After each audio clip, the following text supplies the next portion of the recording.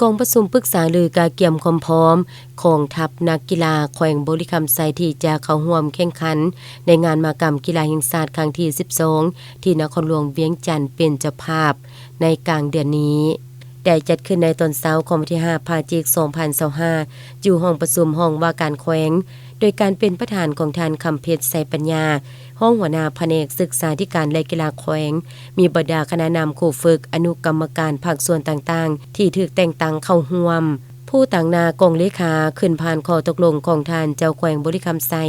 ว่าโดยการแต่งตั้งคณะผู้สอบสีนำรวมครูฝึกและนักกีฬาของแขวงเข้าร่วมงานมหกรรมกีฬาแห่งชาติครั้งที่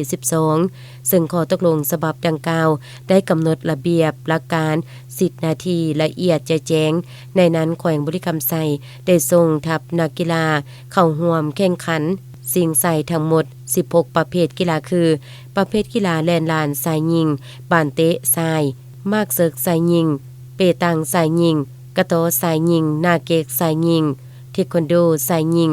รักบีสายยิงประเภทกีฬาสวงเรือสาย12สี่พายและเสา2สี่พายมวยสากลสายยิงมวยวูซูสายยิงกีฬาดอกปีกไก่สายยิงกีฬาบานทรงหาดทรายกีฬาเพาะกายทรายกีฬาปั่นจักรศิลัดและกีฬามวยสากลทรายกองประชุมครั้งนี้ยังได้ฟังการประกอบคำเห็นจากสหพันธ์และครูฝึกกีฬาประเภทต่างๆโดยยกให้เห็นข้อสะดวกของยุ่งยากของการกระเกียมความพร้อมของนักกีฬาโดยรวมแล้วเห็นว่ามหอดปัจจุบันทางด้านงบประมาณครูฝึกและนักกีฬาแม้นมีความพร้อมเกือบพอยส้นห้อยแล้ว